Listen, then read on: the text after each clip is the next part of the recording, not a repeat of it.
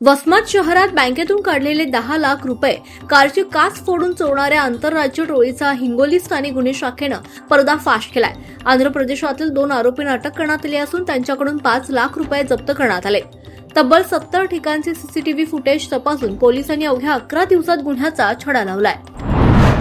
28 जून रोजी होणाऱ्या महाराष्ट्र शिक्षक पात्रता परीक्षेसाठी राज्यभरात कडक सुरक्षा व्यवस्था तैनात करण्यात आली आहे। 1729 परीक्षा केंद्रावर 18,000हून अधिक सीसीटीव्ही कॅमेरे बसवण्यात येणार असून गैरप्रकार करणाऱ्यांवर कठोर कारवाईचा इशारा देण्यात आलाय। वसमत तालुक्यातील पळशी गावचे सुपुत्र गजानन रामबुवा गिरी यांची भारतीय सैन्यात सुभेदार पदावर नियुक्ती झाल्यानं गावात आनंदाचं वातावरण आहे। आमदार राजू नवघरे यांच्या उपस्थितीत त्यांचा सत्कार करण्यात आला।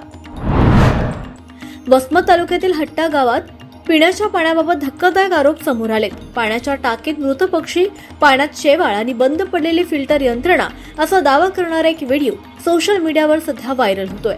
मात्र या आरोपांची अधिकृत पुष्टी अद्याप झालेली नाही। राष्ट्रीय पल्स पोलिओ लसीकरण मोहिमेअंतर्गत जिल्ह्यातील 1,23,000हून अधिक बालकांना पोलिओ डोस देण्याचे उद्दिष्ट ठेवण्यात आले। एकही बालक वंचित राहू नये असं आवाहन जिल्हाधिकारी राहुल गुप्ता यांनी केलंय। जिल्ह्यातील सर्व प्राथमिक आरोग्य केंद्र आणि उपकेंद्रांनी राष्ट्रीय गुणवत्ता हमी मानांकन अर्थात NQAS मिळवण्यासाठी आवश्यक सुधारणा तातडीनं पूर्ण कराव्यात असे निर्देश जिल्हाधिकारी राहुल गुप्ता यांनी दिलेत।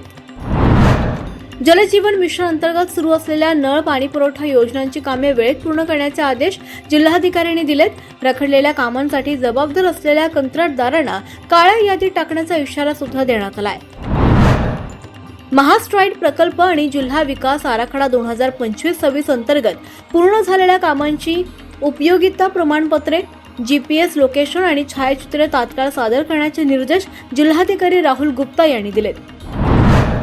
UPSC नागरी सेवा मुख्य परीक्षा आणि मुलाखत पूर्व तयारीसाठी अमृत संस्थेतर्फे आर्थिक सहाय्य दिले जाणार आहे। पात्र उमेदवारांना मुख्य परीक्षेसाठी 15,000 तर मुलाखतीसाठी 25,000 रुपयांचं सहाय्य मिळणार असून 17 जुलैपर्यंत ऑनलाईन अर्ज करता येणार आहेत। महा-TET 2026 परीक्षेत बायोमेट्रिक पडताळणी, फेस रेकग्निशन आणि AI आधारित सीसीटीव्ही देखरेखीची व्यवस्था करण्यात आली आहे। मोबाईल, स्मार्टवॉच आणि इतर इलेक्ट्रॉनिक साहित्यावर पूर्ण बंदी असणार आहे।